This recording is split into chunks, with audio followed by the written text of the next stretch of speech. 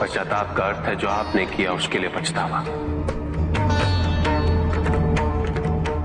यदि आप चोरी करते हैं तो आप चोरी के लिए पछता लेते, आप हिंसा करते हैं तो आप हिंसा के लिए पछता लेते।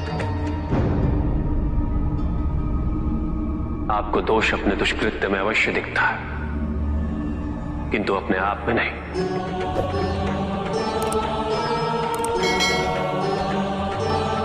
क्योंकि दोष आप अपने से बाहर ढूंढते हैं, उसके कारण अपने से पृथक करके देखना चाहते हैं।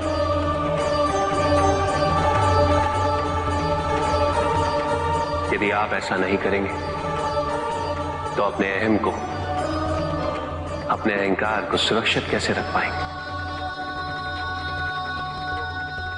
और इसके लिए सबसे सरल माध्यम बन जाता है पश्चाताप। तपस्या तो सभी करते हैं, किंतु केवल अपने स्वार्थ में। कोई भी ईश्वर को प्राप्त करने के लिए तपस्या नहीं करता।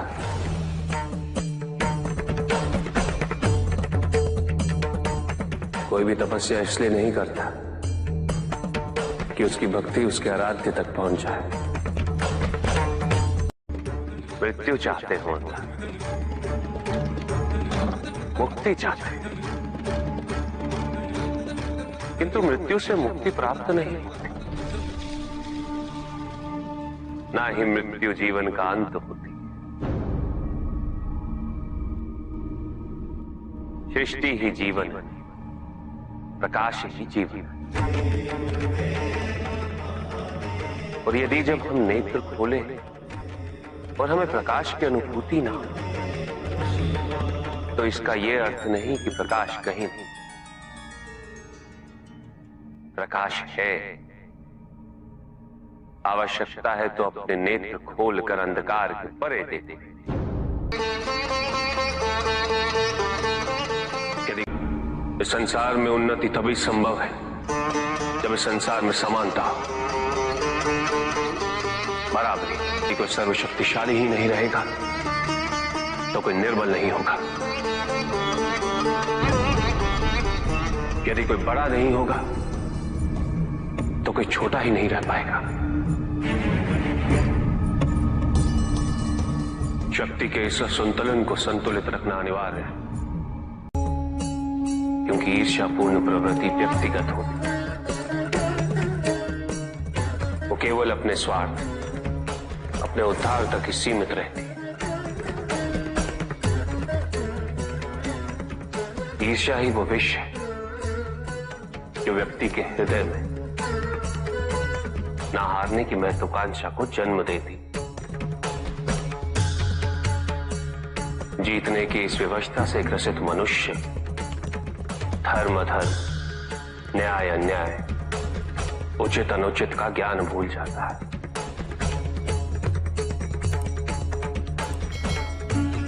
संवेदना, करुणा भूल जाता है। उसे स्मरण रहता है तो केवल जीतना,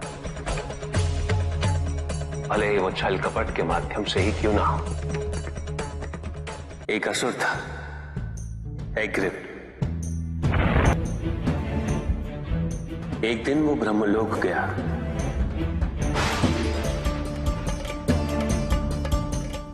और बड़ी ही चालाकी से उसने ब्रह्मदेव से चारों वेद प्राप्त कर ली।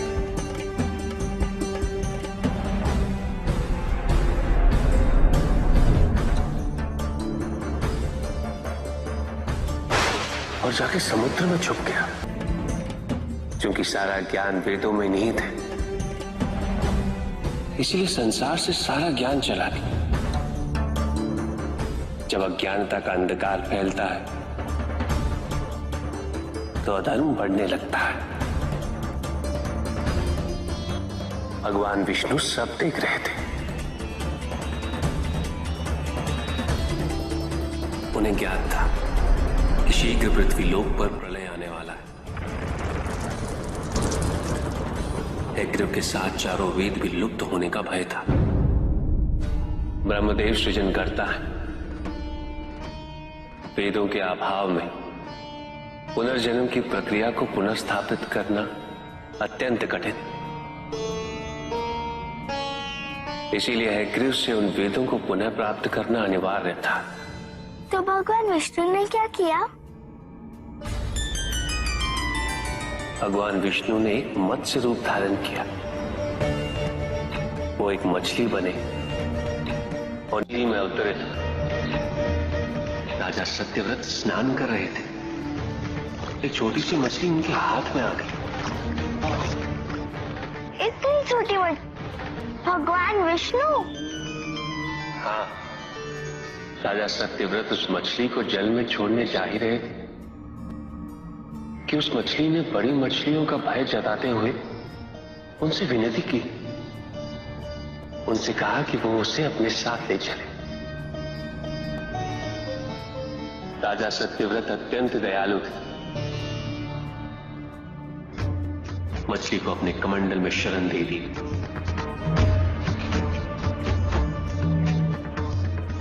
और अपने महल में ले गए।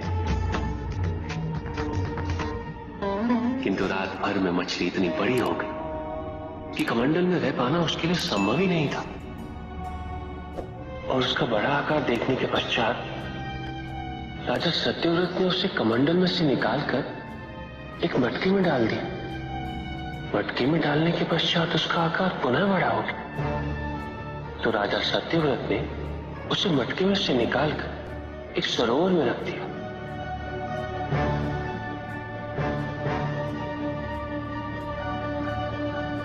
किंतु उस एक ही रात में सरोवर में रखने के पश्चात भी उसका आकार इतना बड़ा हो गया कि उसे नदी में रखना पड़ा। किंतु नदी में रखने के पश्चात भी उसका आकार पुनः बड़ा हो और इतना बड़ा हो गया कि यदि उसे महासागर में नहीं रखा जाता तो उसकी मृत्यु निश्चित थी। राजा सत्यव्रत उसे महासागर की ओर ले गए।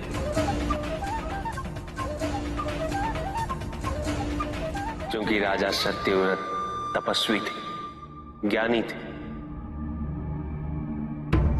उन्हें आभास हुआ कि ये कोई साधारण मछली नहीं, ये स्वयं साक्षात भगवान विष्णु ही है। भगवान विष्णु राजा सत्यव्रत की उदारता से अत्यंत प्रसन्न थे। इसीलिए उन्होंने राजा सत्यव्रत को मत्स्य रूप धारण करने का कारण बताया। साथ ही उन्होंने सत्यव्रत से कहा कि आज से 7वें दिन प्रलय आएगा, समस्त पृथ्वी जल में समा जाएगी। किंतु आप सप्त ऋषियों के साथ साथ अनाज, वनस्पति व अशुद्धों की प्रत्येक प्रजाति के बीज और प्रत्येक पशु का एक एक जोड़ा लेकर एक विशाल नौका में सवार होकर मेरी प्रतीक्षा कीजिएगा। केवल एक ही स्थान ऐसा होगा जिसकी ऊंचाइयों को जल छू नहीं पाएगा। मैं लौटूंगा और आपको वहां लेके चलूंगा। ऐसा कौन सा स्थान था? हिमालय पर, अर्थात तुम्हारी माता के पिता हिमालय। फिर क्या हुआ? ऐसा कह के भगवान विष्णु समुद्र में चले गए और अपने मत्स्य रूप में उन्होंने हयग्रीव को ढूंढ निकाला। उस दुष्ट का वध करके वेदों को पुनः प्राप्त कर लिया। तो क्या प्रलय आया? हाँ, ठीक 7वें दिन। किंतु भगवान विष्णु के आदेश अनुसार राजा सत्यव्रत एक विशाल नौका में उनकी प्रतीक्षा कर रहे थे। तभी विष्णु जी एक सींग वाली विशाल स्वर्ण मत्स्य रूप में प्रकट हुए। नौका को मत्स्य से बांधते हेतु सर्पराज वासुकी का प्रयोग किया गया और विष्णु जी ने अपने वचन अनुसार उन सबको हिमालय तक सुरक्षित पहुंचाया, ताकि प्रलय के पश्चात वेदों के आधार पर संसार पुनः बसाया जा सके।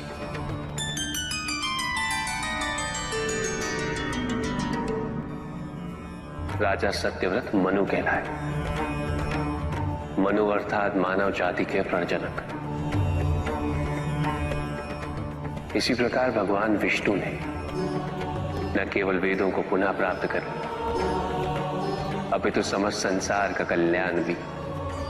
अर्थात भगवान हर संकट में अपने भक्तों की सहायता अवश्य करते हैं। अस्थिरता तो केवल अविश्वास से आती है। स्थिरता के लिए विश्वास अनिवार्य है। विश्वास और शांति की निरंतरता बनाए रखना कैसे संभव है? इस नकारात्मकता का प्रसार हम कैसे रोकें प्रभु? केवल इस जागरूकता से कि सब कुछ अहम से संबद्ध नहीं। जब भी किसी व्यक्ति के कार्य में अहम भाव प्रबल हो तो अहंकार व्यक्ति जैसा भी हो उसे अस्तित्व केवल वैसा ही प्राप्त होता है। व्यक्ति यदि अपने कर्मों के लिए अपने को उत्तरदायी समझे तो वो स्वतंत्र था। जब तक व्यक्ति किसी और को उत्तरदायी समझेगा तब तक वो निर्भर रहेगा। व्यक्ति यदि ये सोचे कि उसके दुख का कारण कोई और है तो वो सुखी कैसे रह पाएगा? यह असंभव है, क्योंकि दूसरों को परिवर्तित करना उसके वश में नहीं। वो तो केवल अपने आप को परिवर्तित कर सकता है। यही एक स्वतंत्रता है उसके पास।